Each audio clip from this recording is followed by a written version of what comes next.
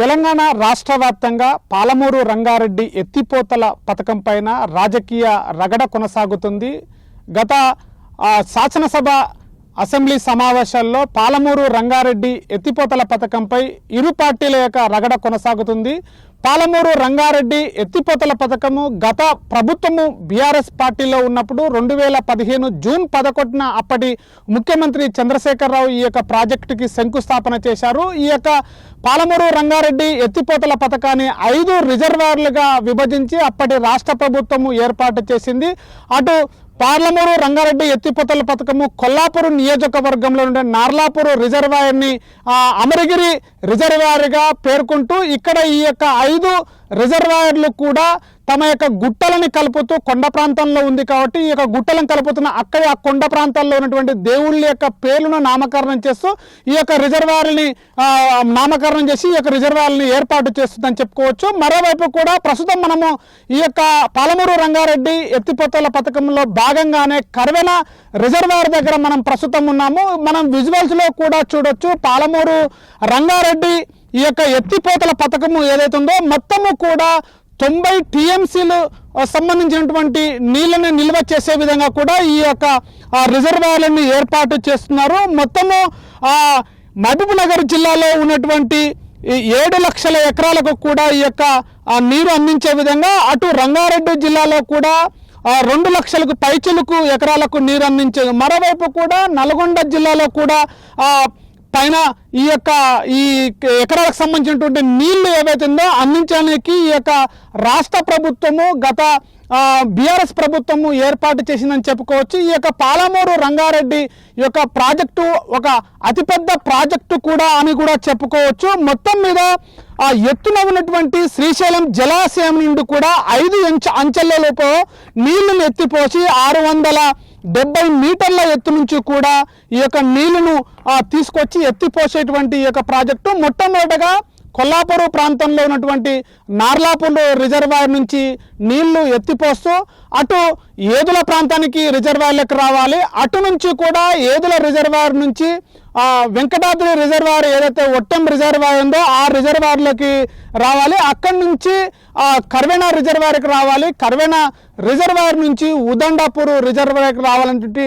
ఒక ప్రాజెక్ట్ అయితే ప్లానింగ్ అయితే అప్పటి ప్రభుత్వము ఏర్పాటు చేసింది. మరోవైపు కూడా సుమారుగా 6 జిల్లాలకి సంబంధించినటువంటి ఈ యొక్క ప్రాంతాలలో 6 జిల్లాలకు సంబంధించినటువంటి గ్రామీణ ప్రాంతాలకు సంబంధించినటువంటి సాగునీరు త్రాగునీరు అందించే విధంగా కూడా ఈ యొక్క ప్రాజెక్టులు ఏర్పడతాయని చెప్పేసి రాష్ట్ర ప్రభుత్వం అంచనా వేసింది. మరోవైపు కూడా హైదరాబాద్ ప్రాంతంలో ఉన్నటువంటి పారిశ్రామిక సంబంధించినటువంటి పారిశ్రామికవేత్తలకు సంబంధించినటువంటి కంపెనీలకు వాటర్ కూడా, మరోవైపు హైదరాబాద్ కూడా త్రాగునీరు అందించే విధంగా కూడా ఈ యొక్క ప్రాజెక్టు ఉపయోగపడుతుందని చెప్పొచ్చు.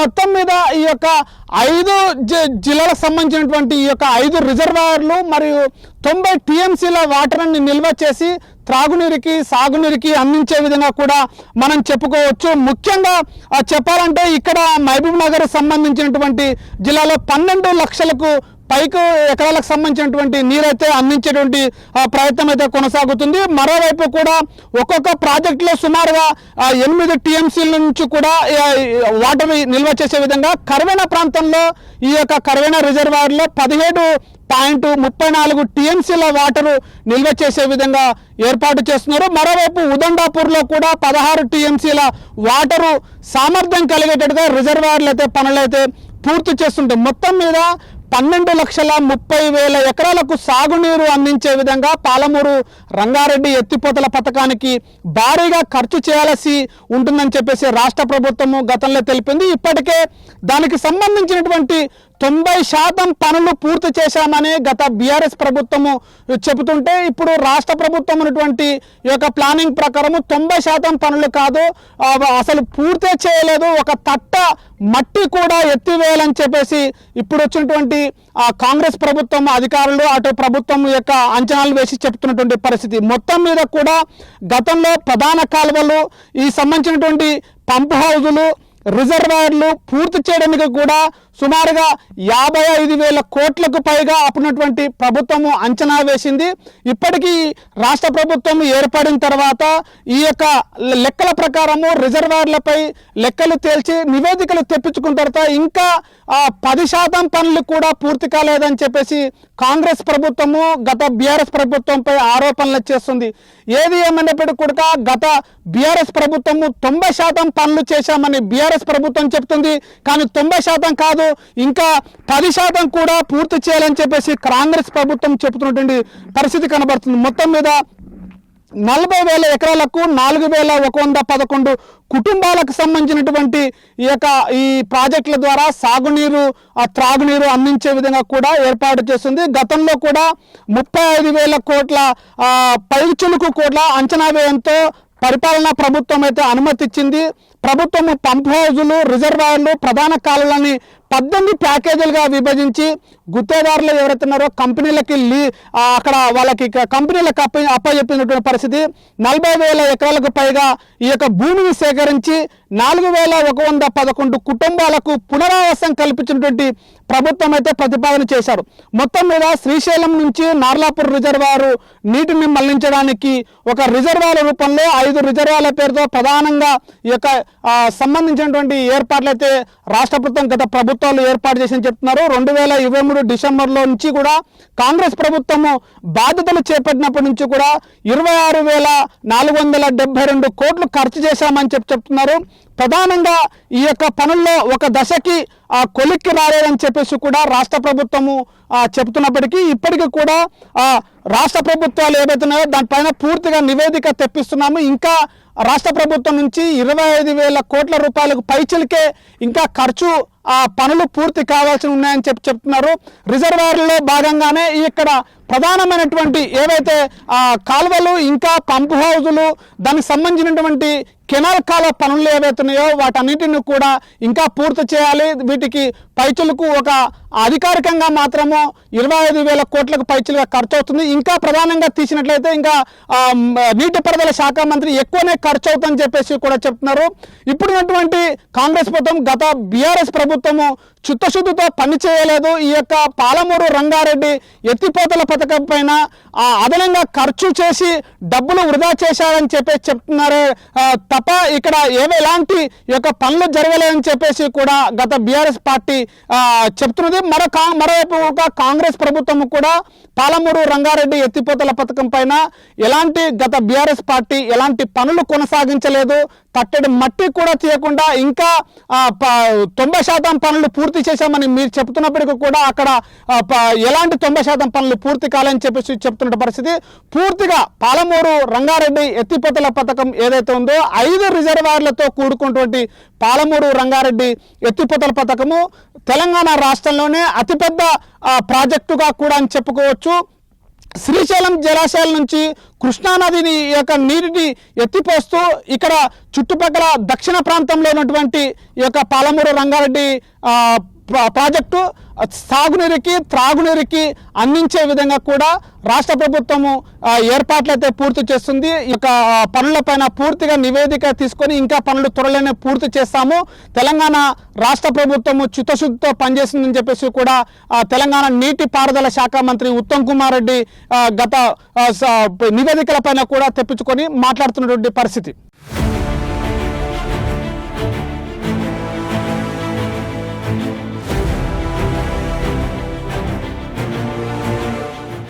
ఉమ్మడి మహబూబ్నగర్ జిల్లాలో ఉన్నటువంటి అతిపెద్ద ప్రాజెక్టులు పాలమూరు రంగారెడ్డి ప్రాజెక్టు. అటు కేసీఆర్ ఇటీవల కాలంలో ప్రాజెక్టుల పైన భారీ బహిరంగ సభ ఏర్పాటు చేస్తాను మహబూబ్నగర్ జిల్లాలో అసలు ప్రాజెక్టుల పనులు పూర్తి కాలేదని చెప్పేసి ఎద్దేవా చేసినటువంటి పరిస్థితి. వాటిపై మనతో మాట్లాడడానికి మసూదన్ రెడ్డి గారు ఉన్నారు, మాకు దేవరకద్ర ఎమ్మెల్యే గారు, వారితో మాట్లాడారు. అన్న చెప్పండి, అంటే కేసీఆర్ గారు చెప్తున్నారు రాబోయే రోజుల్లో భారీ బహిరంగ సభ ఏర్పాటు చేస్తాం, ప్రాజెక్టులు 90% పూర్తి చేశాము, కానీ 10% కూడా కాంగ్రెస్ ప్రభుత్వం పూర్తి చేయలేకపోతుందంట. దీనిపైన ఎట్లా స్పందిస్తారు? కేసీఆర్ గారు ప్రతిపక్ష నాయకుడు. గత 2 సంవత్సరాలుగా ప్రతిపక్ష నాయకుని హోదాలో ఎక్కడ ఎక్కడ ఏ ఇబ్బందులు ఉన్నా కూడా ఇన్ని రోజులు కనిపించలే. ఏదో అప్పుడప్పుడు వచ్చేసి ఫామ్ హౌస్లకి నుంచి బయటకు వచ్చేసి ఏవో ఊకదంపుడు ఉపన్యాసాలు ఇస్తే ప్రజలు నమ్మే పరిస్థితుల్లో లేరు. పాలమూరు రంగారెడ్డి గురించి నీకు మాట్లాడే అర్హత లేదు కేసీఆర్ గారు ఫస్ట్ ఆఫ్ ఆల్. ఎందుకంటే 2015 జూన్ 11వ తారీఖు రోజు నీవు ఇక్కడనే నా నియోజకవర్గం కరివెన దగ్గరకు వచ్చి ఆ ప్రాజెక్టుకు శంకుస్థాపన చేసి నువ్వు మాట్లాడిన మాటలేంది? 3 సంవత్సరాలు ఆ ప్రాజెక్టును పూర్తి చేసి మాట్లాడినావా లేదా? ఎందుకు పూర్తి చేయలేదు మరి? దాని తర్వాత ప్రారంభమైన 1 ఇయర్ తర్వాత 2016లో నువ్వు శంకుస్థాపన చేసిన కాళేశ్వరంలో పోయి 1,00,000 కోట్లు గాలబెట్టి అది కూలిపోయే విధంగా కట్టుకున్నావు. మళ్ళీ పాలమూరు రంగారెడ్డికి నిధులు ఎందుకు ఇవ్వలేదు? ఎందుకు సకాలంలో పూర్తి చేయలేదు? 3 ఏళ్ళు కాదు కదా, నువ్వు ఉన్న 7 ఏళ్ళు కూడా ఆ ప్రాజెక్టును పూర్తి చేయకుండా గాలికి వదిలేస్తే ఈరోజు మేము దాన్ని సమీక్ష చేసి మా ముఖ్యమంత్రి గారు ఒక కృతనిశ్చయంతో పాలమూరు రంగారెడ్డిని ఎట్టి పరిస్థితుల్లో పూర్తి చేస్తామని చెప్పేసి మీరు చేసిన లొసుగులు, మీరు చేసిన మోసాల గురించి సమీక్షలు చేసి ఎక్కడెక్కడ లోపాలు జరిగినా అవన్నీ సరిదిద్దుకునే ప్రయత్నం చేస్తూ ఉన్నాం. ఈరోజు ఎన్నికలకు ముందు అడావిడిగా నువ్వు మోటార్ ఆన్ చేసినావు. నువ్వే చెప్పినావు కదా, మోటార్ ఆన్ చేసినా ప్రాజెక్టు రెడీ అయిపోయింది, రేపటి నుంచి పాలమూరు ప్రజలకు నీళ్ళు ఇస్తున్నాము, పాలమూరు ప్రజలందరూ కూడా సంతోషం వ్యక్తం చేయాలని చెప్పినాడు. మళ్ళీ ఈరోజు వచ్చి 10% పెండింగ్ ఉందా? నీవెట్లా చెప్తావు మరి? ఆ రోజు మోటార్ ఎందుకు ఆన్ చేసినావు 10% పెండింగ్ ఉంటే? ఎవరిని మోసం చేయనికే?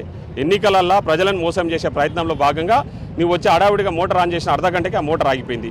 కాబట్టి కేసీఆర్ గారు మోసాలు చేసింది కాబట్టి, కేసీఆర్ గారు ఆర్థికంగా ఈ రాష్ట్రాన్ని దివాలా తీయించింది కాబట్టి ఈరోజు నీ కుటుంబం, నీ సొంత కూతురు మీ మీద ఆరోపణలు చేస్తుంది. ఫస్ట్ నీవు, నీ కొడుకు, నీ అల్లుడు, నీ కూతురికి సమాధానం చెప్పాలి. ఫస్ట్ సమాధానం చెప్పినాక మీరు ప్రజల గురించి మీరు మాట్లాడితే బాగుంటుంది. మీరు ఎక్కడెక్కడ దోపిడీ చేసారో మీ కూతురు మొన్నటి వరకు మీ ఎమ్మడున్న నీ సొంత కూతురు మాట్లాడుతూ ఉంది. దానికి సమాధానం చెప్పకుండా నీ కొడుకు ఫుట్బాల్ ఆడతా, నీవు వచ్చేసే పాలమూరు రంగారెడ్డి మీద బహిరంగ చర్చ చేస్తా, రేవంత్ రెడ్డిని ఆడుకుంటా మీ ఊకదంపుడు ఉపన్యాసాల గురించి మీ గురించి ఆలోచన చేసే పరిస్థితులలో ఈరోజు తెలంగాణ ప్రజలు లేరు. అంటే మరోవైపు పాలమూరు ప్రాజెక్టు పక్కన పెట్టేసి కొడంగల్లో లిఫ్ట్ ఇరిగేషన్ పనులు ప్రారంభం చేస్తున్నారని చెప్పేసి కూడా అంటున్నది. నేను చెప్తా ఉన్నది ఏంది, పాలమూరు రంగారెడ్డిని మేము పక్కకు పెట్టలే, మేమే కదా సమీక్ష చేస్తా ఉన్నది. ఇప్పుడు పాలమూరు రంగారెడ్డి గురించి ఆల్రెడీ సమీక్ష చేస్తా ఉన్నాం, రివ్యూ చేసినాము. పాలమూరు రంగారెడ్డి గురించి వాళ్ళు మాట్లాడుతూ ఉన్నారు కదా, నా దగ్గర కరువైన ప్రాజెక్టు 90% పూర్తయింది. మీరు 90% పూర్తయిన ప్రాజెక్టుకి సంబంధించిన మెయిన్ కెనాల్కు సంబంధించిన ల్యాండ్ అక్విజిషన్ కూడా చేయలే టీఆర్ఎస్ ఉన్న రోజులు. సో ఇవన్నీ కూడా వాళ్ళు వదిలిపోయినవన్నీ కూడా ఈరోజు సరి చేసుకుంటూ ముందుకు పోతా ఉన్నారు మా ముఖ్యమంత్రి గారు. పాలమూరు రంగారెడ్డితో పాటు కొడంగల్ లిఫ్ట్ ఇరిగేషన్, ఎందుకంటే అది ఎప్పటి నుంచో పెండింగ్ ఉన్న సమస్య కాబట్టి దాన్ని కూడా చేపడతా ఉన్నాం తప్ప పాలమూరు రంగారెడ్డికి సంబంధించి ఎక్కడ కూడా ముఖ్యమంత్రి గారు తక్కువ అంచనా వేస్తలేరు, తక్కువ ఆలోచన చేస్తలేరు. మేము మాట ఇచ్చినాం, ఖచ్చితంగా మా టెన్యూర్లోనే పాలమూరు రంగారెడ్డిని పూర్తి చేస్తాం, పాలమూరు ప్రజలకు నీళ్లు అందిస్తాం. అంటే కల్వకుంట్ల కవిత గద్వాల జిల్లాలో పర్యటన చేస్తుంది. తన పర్యటనలో ముఖ్యంగా కూడా ప్రాజెక్టులపైన, ప్రాజెక్టుల యొక్క సమస్యలపైననే తిరుగుతుంది. దీనిపైన ఎట్లా స్పందిస్తారు? నేను ఏమంటున్నా, ఈరోజు పాలమూరు జిల్లాలో కట్టిన ప్రాజెక్టులు ఎవరు కట్టినరు? కోయిల్ సాగర్ ఎవరు కట్టినరు? జూరాలు ఎవరు కట్టినరు? కేఎల్ఐ ఎవరు కట్టినరు? నెట్టెంపాడు ఎవరు కట్టినరు? సో ఇవన్నీ కూడా ఆ రోజు కాంగ్రెస్ పార్టీ కట్టిన ప్రాజెక్టుల ద్వారా నీళ్ళు అందుతూ ఉన్నాయి. ఈరోజు టీఆర్ఎస్ పార్టీ గొప్పలు చెప్పుకుంటా ఉంది. 10 ఏళ్ళు ఈ రాష్ట్రంలో అధికారంలో ఉండి పాలమూరులో వాళ్ళు కట్టిన ప్రాజెక్టు ఎక్కడ ఉంది, వాళ్ళు ఇచ్చిన నీళ్ళు ఎక్కడ ఉన్నాయి ఒకసారి చెప్పండి. పాలమూరు రంగారెడ్డిని గాలికి వదిలేసి పాలమూరు రంగారెడ్డికి నిధులు కేటాయించకుండా ఈరోజు కాళేశ్వరం అనే ఒక కూలేశ్వరం ప్రాజెక్టును కట్టుకున్న మీరు ఈరోజు మీకు మాట్లాడే అర్హత ఎక్కడదని చెప్పేసి ఈరోజు వాళ్ళ రాజకీయ పబ్బం కోసము అక్కడ కవిత, ఇక్కడ హరీష్ రావు, ఇక్కడ కేటీఆర్ వీళ్ళందరూ కూడా ఈరోజు ముఖ్యమంత్రి గారికి పాలమూరు జిల్లాకు సంబంధించిన మా గౌరవనీయులు రేవంత్ రెడ్డి గారికి పేరు వస్తూ ఉంది.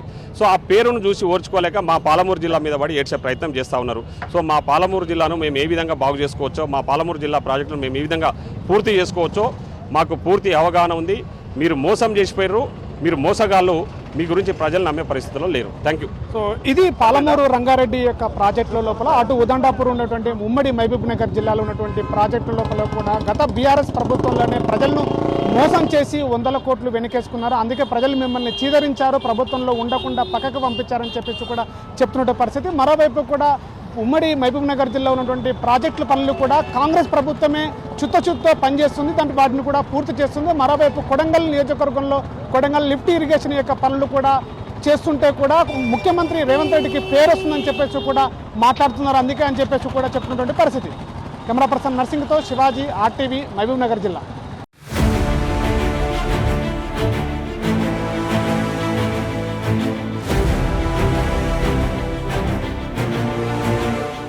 తెలంగాణ రాష్ట్ర వ్యాప్తంగా పాలమూరు రంగారెడ్డి ఎత్తిపోతల పథక ప్రాజెక్టు పైన రాజకీయ రగడ కొనసాగుతుంది. అసలు ప్రాజెక్టు పూర్తవుతుందా కాదా అనేటువంటి ప్రశ్నలు కూడా ఉత్పన్నమవుతున్నటువంటి సందర్భం.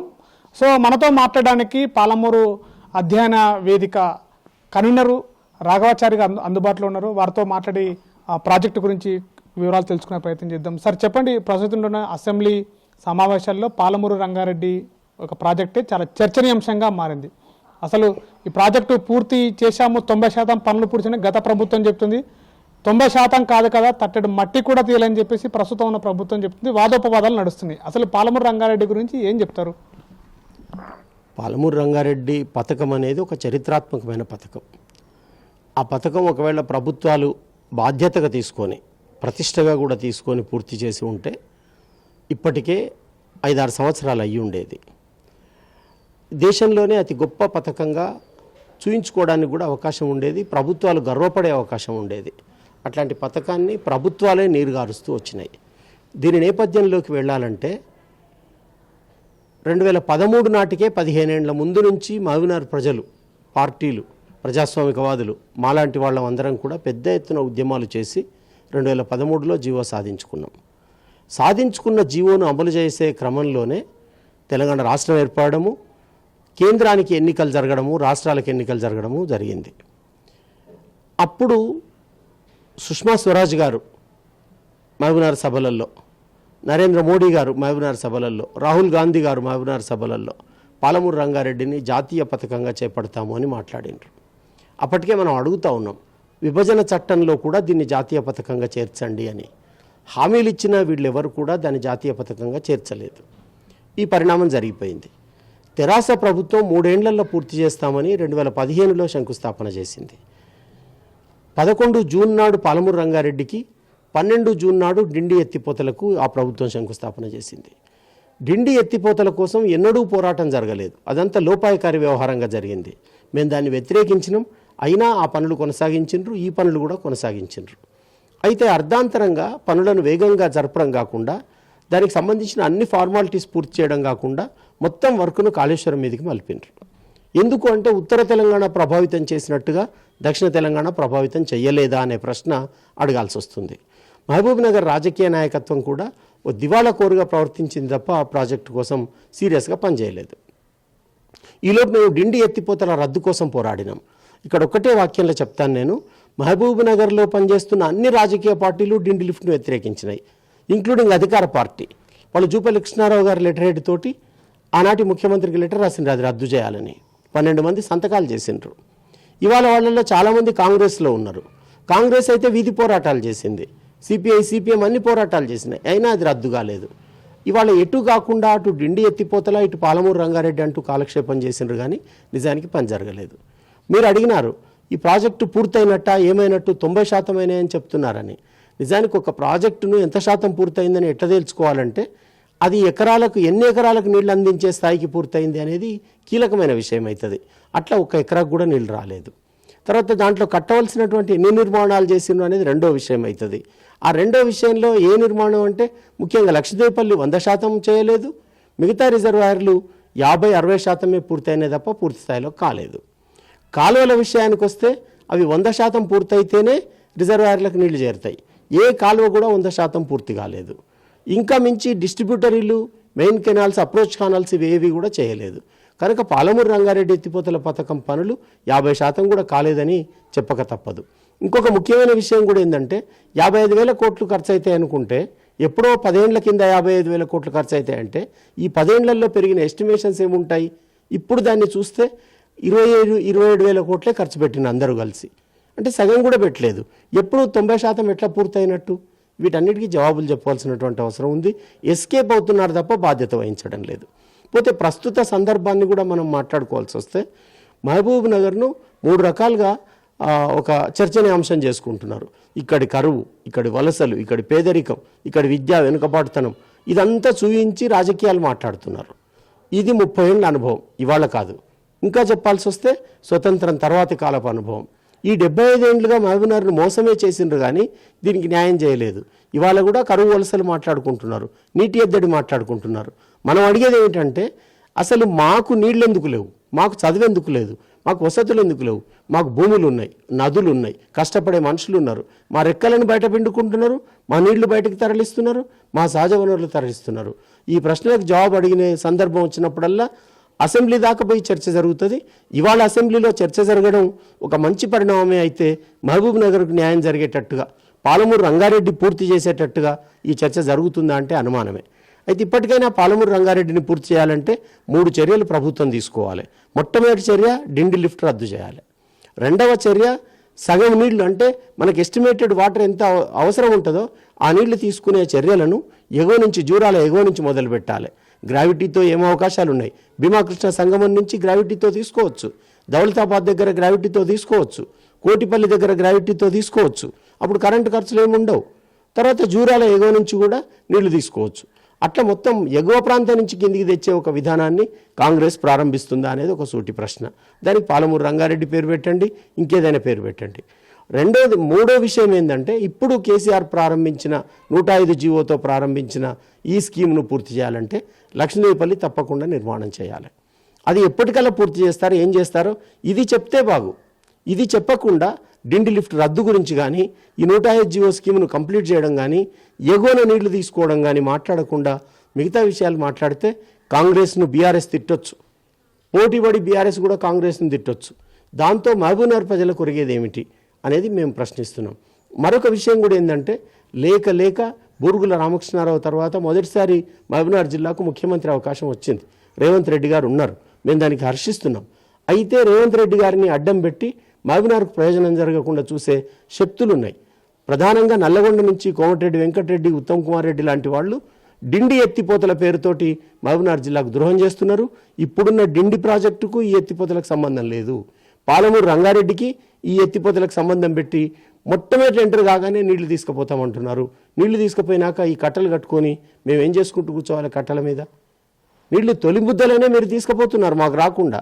అందువల్ల దాన్ని ఆపమని మేము విజ్ఞప్తి చేస్తున్నాం, డిమాండ్ కూడా చేస్తున్నాం. మీరు మమ్మల్ని ఓడించవచ్చు కానీ మీరు గెలవలేరు, మీరు ద్రోహం చేసినట్టు మిగిలిపోతారు. ఇది మీ దృష్టికి తీసుకొస్తున్నాం. ఇవాళ అసెంబ్లీ ఈ అంశాలన్నీ చర్చించాలని డిమాండ్ చేస్తున్నాం. అంటే ఇక్కడ ప్రధానంగా ఒకటి చర్చ కూడా జరుగుతుంది సార్. అంటే కాంగ్రెస్ ప్రభుత్వము 2 సంవత్సరాలు ప్రభుత్వంలోకి వచ్చింది. పాలమూరు రంగారెడ్డి ఎత్తిపోతల పథకాన్ని పక్కకు పెట్టేసి కొడంగల్లో లిఫ్ట్ ఇరిగేషన్ మళ్ళీ కొత్తగా పని ప్రారంభం చేశారు. సో ఈ పనులు ఎందుకు పూర్తి చేయలేకపోతున్నారు, మళ్ళీ కొత్త పనులు ఎందుకు తెస్తున్నారు అనేది ఒక చర్చ నడుస్తుంది. రెండోది, ఆ పాలమూరు రంగారెడ్డి ఎత్తిపోతల పథకం వ్యయాన్ని అప్పుడు 55,000 కోట్లకు అంచనా వేశారు. ఇప్పుడు దాని అంచనా పెరుగుతుంది, ఇంకా 25,000 కోట్ల కూడా పెరిగే అవకాశం అని చెప్పేసి నీటిపారుదల శాఖ మంత్రి చెప్తున్నారు. అంటే ఈ రెండింటిని ఎట్లా చూస్తారు ఏం చెప్తారు? ఇప్పుడు ఒకటేమో అంచనా పెరుగుతుంది అని మాట్లాడేది భయపెట్టే విషయం, ఇది రీప్రొడక్టివ్. నీటిపారుదల మీద ఖర్చు పెట్టిన ప్రతిదీ బ్యాక్ వస్తుంది. పరిశ్రమల మీద పెట్టిందంతా వస్తుందని నమ్మకం లేదు. మేము దివాలా తీసినామని ఐపీ పెట్టేసి వాళ్ళు జారుకుంటారు. కానీ నీటిపారుదల మీద పెట్టింది ఏది కూడా ఇవాళ నాగార్జున సాగర్ కానీ, శ్రీశైలం కానీ, ఈవెన్ ఎలిమినేట్ మాధవరెడ్డి లిఫ్ట్ కానీ, కల్వకుర్తి లిఫ్ట్ కానీ, వాటి మీద పెట్టిన ఖర్చు వృధా కాదు. రైతులు కష్టపడతారు, ఫలితం వస్తుంది.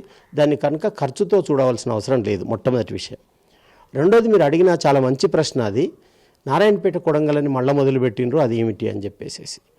అయితే పాలమూరు రంగారెడ్డి పథకం సాధన పనులు జరుగుతున్నప్పుడే, తెలంగాణ ఏర్పడక ముందే నరసింహన్ గారు గవర్నర్గా ఉన్నప్పుడు 69 అని ఒక జీవో వచ్చింది. ఆ జీవోను అమలు చేయమని నారాయణపేట ప్రజలు కొంత అడిగినప్పుడు గవర్నమెంట్ ఏం జవాబు చెప్పిందంటే, 72 జీవోలో ఈ భూమి అంతా కవర్ అవుతుంది, 72 జీవోలో 70 టీఎంసీల నీళ్లు తీసుకుంటాం, 10 లక్షల ఎకరాలకు ఇస్తాం. ఆనాడు పరిస్థితి అది, 10 లక్షల ఎకరాలకు నీళ్ళు ఇస్తాము, అందులో ఇది కవర్ అవుతుంది కనుక 69 జీవో అమలు అవసరం లేదు అని పక్కకు పెట్టిండ్రు. వాళ్ళు పక్కకు పెట్టి ఆ తర్వాత ఏం చేసిండ్రు, 72 జీవోను కిందికి షిఫ్ట్ చేసిండ్రు. ఆ స్కీమ్ అమలు చేయకుండా 105 అని వేరే జీవో ఇచ్చి 72 జీవోను పండబెట్టి 69 జీవోను కూడా పండబెట్టి 105 జీవోను అమలు చేసిండ్రు. ఆ తర్వాత రోజుల్లో నారాయణపేట ప్రాంత ప్రజలు మా 69 జీవోనన్నా మాకు అమలు చేయండి, మీరు 72 జీవో ఇక్కడ చేయలేదు కదా, అక్కడ పోయినరు కదా, మాది 69 చేయండి అని ఒక 11 రోజులు పాదయాత్ర చేసిండ్రు. మేము కూడా దాంట్లో పాల్గొని చెప్పినాం, దీంట్లో నీళ్లు తక్కువ ఉన్నాయి, భీమా లిఫ్ట్ నుంచి తీసుకుంటారు తప్ప ఎక్కువ నీళ్లు రావు అని చెప్పినాం. అది ఆ కాలం గడిచిపోయింది. ఇప్పుడు తిరిగి రేవంత్ రెడ్డి గారు ముఖ్యమంత్రి అయిన తర్వాత ఆ జీవో రావడంలో ఆయన ప్రయత్నం ఉన్నది అని, ఆయన కృషి వల్ల ఆ జీవో వచ్చిందని, అప్పుడు ఆయన కాంగ్రెస్లో కానీ ఇతరత్రా లేరు, బయట వేరే పార్టీలో ఉన్నారు, టీడీపీలోనే ఏదో ఉన్నారు. కనుక ఆయన సాధించిన జీవో కనుక దాన్ని అమలు చేయాలని ఆయన పూనుకున్నారు. నిజానికి ఆయన ఒకసారి ముఖ్యమంత్రి అయిన తర్వాత ఆ చిన్న జీవో కొరకు చూసుకుంటూ కూర్చోవడం కాకుండా అసలు పాలమూరు రంగారెడ్డిని ఎగువన తీసుకుంటే బాగుండేది అని ఆనాడు మేము మాట్లాడిందే ఇవాళ మాట్లాడుతున్నారు. రేవంత్ రెడ్డి గారికి ఈ విషయం అర్థమైంది కనుక ఏకంగా 72 జీవోనే ఇక్కడ అమలు చేసి జూరాల నుంచి ఆయన చెప్తున్న 2 టీఎంసీల నీళ్లు లేదా 3 టీఎంసీల నీళ్లు లభ్యతను అవసరాన్ని బట్టి అన్ని దిగువన నిండిన తర్వాతనే తీసుకోవచ్చు మనం నీళ్లు. పోటీ కాదు ఇది, మనకు స్వతంత్ర ప్రాజెక్టు, అటానమస్ ప్రాజెక్టు, శ్రీశైలం వైరుధ్యం ఉన్న ప్రాజెక్టు. కనుక జూరాల మీద పెట్టి బాలగోపాల్ ఏమన్నాడంటే దీన్ని పెట్టి డ్యాన్స్ చేయించవచ్చు ఎవరినైనా కూడా అన్నాడు. అంటే మనం అట్లా తీసుకుంటే సరిపోయేది. కానీ చిన్న చిన్న అంటే కలలు కనడంలో కూడా ధైర్యం కావాలి, ప్రజలకు మేలు చేయాలనే దానికి కూడా ధైర్యం కావాలి, అధికారాన్ని ఉపయోగించడానికి కూడా ధైర్యం కావాలి. రేవంత్ రెడ్డి గారు అంత ధైర్యం చేయలేకపోయినరా? ఎందుకు పాలమూరు రంగారెడ్డి కాకుండా నారాయణపేట కొడంగల్ అన్నారు అనేది ఎప్పటికైనా మహబూబ్నగర్ ప్రజలకు జవాబు చెప్పాల్సిన ప్రశ్న అది జరగాలి. ఇప్పుడు పాలమూరు రంగారెడ్డిని ఇక్కడి నుంచి తీసుకోవాలి. ఖర్చు విషయం మాత్రం అది మాట్లాడడానికి వీలు లేదు. కరెంటు ఖర్చు గురించి కూడా చాలా మాట్లాడతారు. 1,00,000 ఎకరాలలో 1,00,000 బోర్లు ఉంటాయి. 1,00,000 బోర్లకు వాడే కరెంటును ఒక్కసారి తీసుకోవడానికి గవర్నమెంట్ వాడుతుంది. మీరు రైతులకు ఫ్రీగానే ఇస్తున్నారు కదా. కనుక ఇది కరెంటు సమస్య కాదు, సంకల్పమే సమస్య. లేట్ చేసినా కొద్దీ నష్టపరిహారం ఎక్కువ ఇవ్వాల్సి వస్తుంది. కనుక మేమేం చెప్తున్నామంటే పాలమూరు రంగారెడ్డిని మెయిన్ స్కీమ్ ఏదైతే ఉందో దాన్ని జూరాల నుంచి తీసుకొని ఎవరికైతే నష్టం జరుగుతుందో నిర్వాసితులకు, వాళ్ళకి మీరు ఉద్యోగాలు ఇవ్వలేరు, వాళ్ళకి ఏదో డబ్బులు ఇస్తే అవి మిగిలవు. ఏం చేయవచ్చు అంటే బెనిఫిట్ పొందే ల్యాండ్లో ఎంత ల్యాండ్ మునుగుతుందో బెనిఫిట్ పొందే ల్యాండ్ అంత ల్యాండ్ తీసుకోండి. మీరు గవర్నమెంట్ పర్చేజ్ చేయండి, చేసి మునిగిపోతున్న జనానికి ఇవ్వండి. అట్లా అసమానతలు నివారించడానికి అంటే మీరు నీటి చర్య తీసుకున్నా, పరిశ్రమ చర్య తీసుకున్నా, ఏది చర్య తీసుకున్నా ఏం చేయాలంటే సమాజంలో అసమానతలు తగ్గాలి, పేదరికం పోవాలి. అందుకు దీన్ని ఉపయోగించాలని చెప్పేసి మేము డిమాండ్ చేస్తున్నాం. దీని మీద ఎంతకైనా మేము చర్చకు సిద్ధంగా ఉన్నాం, ఎక్స్ప్లెయిన్ చేయడానికి. సో ఇది పాలమూరు రంగారెడ్డి యొక్క ఎత్తిపోతల ప్రాజెక్టు పైన జరుగుతున్నటువంటి చర్చ.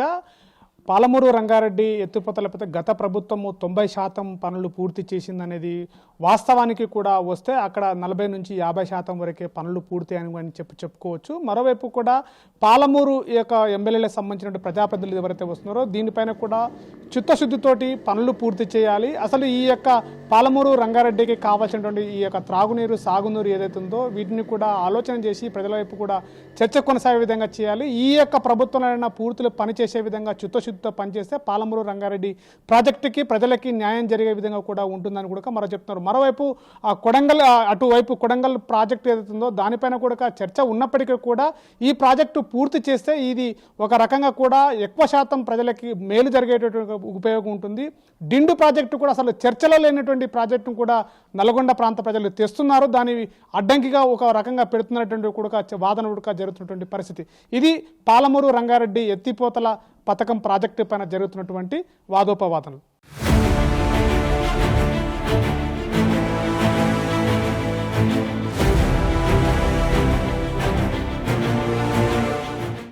తెలంగాణ రాష్ట్రము ఏర్పడి 12 సంవత్సరాలు పూర్తవుతున్నప్పటికీ కూడా పాలమూరు రంగారెడ్డి ఎత్తిపోతల ప్రాజెక్టు ఇప్పటికీ పూర్తి కావస్తలేనటువంటి పరిస్థితి ఏర్పడింది. దీనిపై అసెంబ్లీలో కూడా అటు అసెంబ్లీ బయట కూడా చర్చ కొనసాగుతున్నటువంటి పరిస్థితి ఏర్పడుతుంది. ప్రస్తుతం మనతో మహబూబ్నగర్ జిల్లా ఐక్యవేదికకు సంబంధించినటువంటి కన్వీనర్ వారు ఉన్నారు. వారితో మాట్లాడి మరిన్ని విషయాలు తెలుసుకునే ప్రయత్నం చేద్దాం. సార్ చెప్పండి, ప్రస్తుతం అయితే పాలమూరు రంగారెడ్డి ప్రాజెక్టు చాలా పెద్ద ప్రాజెక్టు, దీనిపైన అసెంబ్లీ బయట కూడా చర్చ కొనసాగుతుంది. అసలు దీనిపైన అయితే పూర్తి అవుతుందా లేదా అంటే గత ప్రభుత్వం ఏమో 90% పూర్తయింది అంటున్నారు, కానీ ఇప్పుడు ప్రస్తుత ప్రభుత్వం పూర్తి కాలేదు అని అంటున్నారు. ఏం చెప్తారు దీని గురించి? ముఖ్యంగా పాలమూరు రంగారెడ్డి ప్రాజెక్టును జూరాల నుంచి శ్రీశైలం బ్యాక్ వాటర్ తీసుకుపోవడమే గత ప్రభుత్వం పొరపాటు చేసిందనేటువంటిది మా అధ్యయన వేదిక యొక్క అభిప్రాయం. ఎందుకంటే జూరాల ప్రాజెక్ట్ నుంచి బ్యాక్ వాటర్ను వరద వచ్చినప్పుడు తీసుకుంటే ఒక 30 రోజుల్లో ఒక 60-70 టీఎంసీలను లిఫ్ట్ చేసి 5 స్టేజెస్లో లిఫ్ట్ చేసి లక్ష్మీదేవపల్లి వరకు తీసుకొని వెళ్ళేటువంటి అవకాశం ఉండేది. ఇది ఏమవుతుందంటే దూరం తక్కువ, ఖర్చు తక్కువ అయ్యేటువంటి అవకాశం ఉంది, లిఫ్ట్ల యొక్క సంఖ్య కూడా తక్కువ ఉండేటువంటి అవకాశం ఉంది. దీన్ని ఏ కారణం చేతనో గత ప్రభుత్వం బ్యాక్ వాటరు శ్రీశైలం బ్యాక్ వాటర్లో తీసుకొని పోవడం వల్ల ఇది 7 స్టేజెస్లలో 33 మోటార్లు పెట్టి తీసుకొని పోవాల్సినటువంటి, అంటే చాలా ఎక్కువ మోటార్లని అక్కడ లిఫ్ట్ కోసం పెట్టాల్సినటువంటి పరిస్థితి వచ్చింది. చాలా ఖర్చుతో కూడుకున్నటువంటి పరిస్థితి ఉన్నది.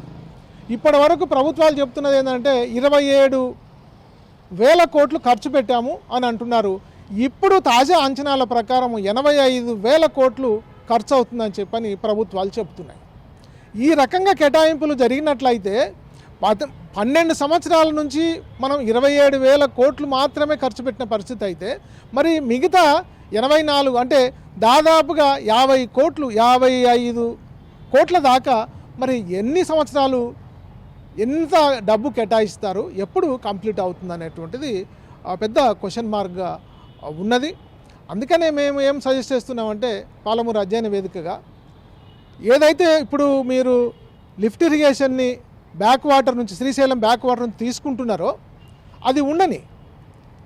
ఇప్పుడు జూరాల ప్రాజెక్టు నుంచి కూడా అది పాలమూరు రంగారెడ్డి ఫేజ్ 1 అంటారా ఫేజ్ 2 అంటారా, బ్యాక్ వాటర్ నుంచి అక్కడ మొత్తం 70 టీఎంసీలు కేటాయించారు కదా, ఇక్కడ ఒక 35-40 టీఎంసీలతోటి లిఫ్ట్ ఇరిగేషన్ స్టార్ట్ చేస్తే అటు తూర్పు పాలమూరు జిల్లా కలవకుర్తి అనుసంధానమై పాలమూరు రంగారెడ్డి 1 అంటారా 2 అంటారా దాని నుంచి మిగతా ప్రాంతం అంతా వాటర్ ఇస్తుంది. అట్లాగే దూరాల నుంచి తీసుకున్నటువంటి లిఫ్ట్ ఇరిగేషన్ నుంచి పడమటి పాలమూరు జిల్లా మొత్తం సస్యశ్యామలం చేసేటువంటి అవకాశం ఉంది. తాజాగా అసెంబ్లీలో పాలమూరు రంగారెడ్డి మీద చర్చ జరుగుతుంది. ఈ చర్చ సందర్భంగా ఇలాంటి ఒక నిర్ణయం చేస్తారని చెప్పని మేము భావిస్తున్నాం. ఇది పాలమూరు రంగారెడ్డి ఎత్తిపోతల ప్రాజెక్టు పైన ఒక చిత్తశుద్ధితో పనిచేస్తే పూర్తవుతుంది. కానీ ఇప్పటికే 12 సంవత్సరాలు పూర్తవుతున్న తెలంగాణ రాష్ట్రం ఏర్పడి మరో రెండో ప్రభుత్వము వచ్చినప్పటికీ కూడా పాలమూరు రంగారెడ్డి ఎత్తిపోతల ప్రాజెక్టు పనులు ఇంకా ఇప్పటివరకు పూర్తి కాలేదు. కానీ ప్రాజెక్టు వ్యయం మాత్రము 55,000 కోట్లకు పైగా పడుతుందని చెప్పేసి రాష్ట్ర ప్రభుత్వము చెప్తుంది. మరోవైపు జూరాల ప్రాజెక్టు నుంచి కూడా వాటర్ తీసుకొని దీన్ని పాలమూరుకి అందే విధంగా కూడా ఏర్పాటు చేయాలి. నేరుగా జూరాల ప్రాజెక్టు నుంచి కూడా లక్ష్మీదేవిపల్లి ప్రాజెక్టుకు లిఫ్ట్ ఇరిగేషన్ లాగా చేసేసి దాన్ని వాటర్తో నింపేసి పాలమూరుకి నీరు అన్ని జిల్లాలకు అన్ని ప్రాంతాలకు అందే విధంగా కూడా ప్రభుత్వం చర్యలు తీసుకోవాలని చెప్పేసి పాలమూరు అధ్యయన వేదిక కన్వీనర్ చెప్తున్నట్టు పరిస్థితి.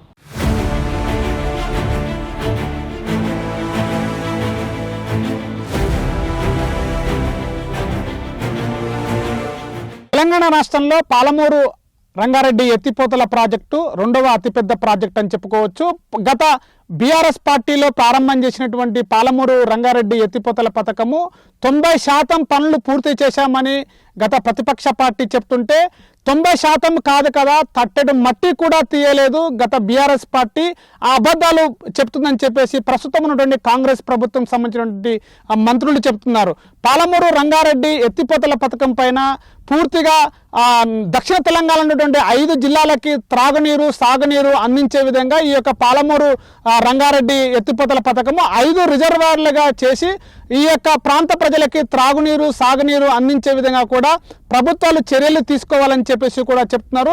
కనీసం ఈ యొక్క కాంగ్రెస్ ప్రభుత్వం వచ్చి 2 సంవత్సరాలై పూర్తవుతుంది. ఈ యొక్క ప్రభుత్వమైన పాలమూరు రంగారెడ్డి ఎత్తిపోతల ప్రాజెక్టు పూర్తి చేసి పాలమూరు ప్రజలకి త్రాగునీరు సాగునీరు అందించే దిశగా ఈ ప్రభుత్వం చర్యలు తీసుకోవాలని చెప్పేసి కోరుతున్నారు. రవది ఏమైనప్పటికీ కూడా పాలమూరు రంగారెడ్డి ఎత్తిపోతల ప్రాజెక్ట్ అయితే పాలమూరు ప్రజలకి త్రాగునీరు సాగునీరు అందించే విధంగా దిశగా ప్రభుత్వము చర్యలు తీసుకోవాలని చెప్పేసి కూడా పాలమూరు స్థానిక ప్రజలు కోరుకుంటున్నారు. ఈ కెమెరా పర్సన్ నర్సింగ్తో శివాజీ, RTV, మహబూబ్ నగర్ జిల్లా.